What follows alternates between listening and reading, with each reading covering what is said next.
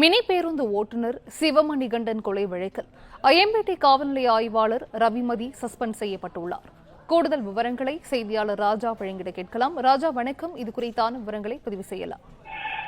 வணக்கம். அதாவது தஞ்சை மாவட்டம் பசுபதி கோவில் பகுதியைச் சேர்ந்தவர் சிவமணிகண்டன்.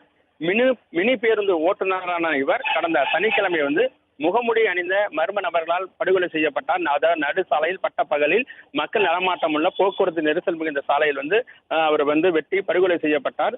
இந்த கொலை சம்பவம் தொடர்பாக நேற்று அரியலூர் மாவட்டம் ஜெயங்கொண்டம் நீதிமன்றத்தில் சுந்தரேசன், பரமேஸ்வரன், ராகுல் ஆகிய 3 பேர் நீதிமன்றத்தில் சரணடைந்த நிலையில் இன்று அந்த ஐயம்பேட்டை காவல் நிலைய ஆய்வாளர் ரவிமதி தற்பொழுது சஸ்பெண்ட் செய்யப்பட்டுள்ளதாக டிஐஜி ஜியாவுல் ஹக் உத்தரவிட்டுள்ளார். இதற்கு காரணம் அதாவது மினி பேருந்து ஓட்டுநர் சிவமணிகண்டன் பெட்ரோல் நிலையத்தில் பெட்ரோல் நிரப்பும் பொழுது இருசக்கர வாகனத்தில் நின்றிருந்த சுந்தரேசன் என்பவருக்கும் சிவமணிகண்டனுக்கும் இடையே வாய்த்தகராறு ஏற்பட்டிருக்கிறது.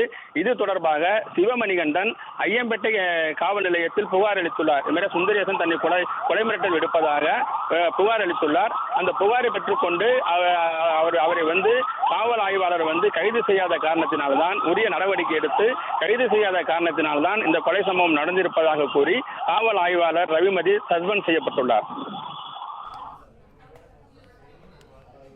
விவரங்களை வழங்கியமைக்கு நன்றி ராஜா.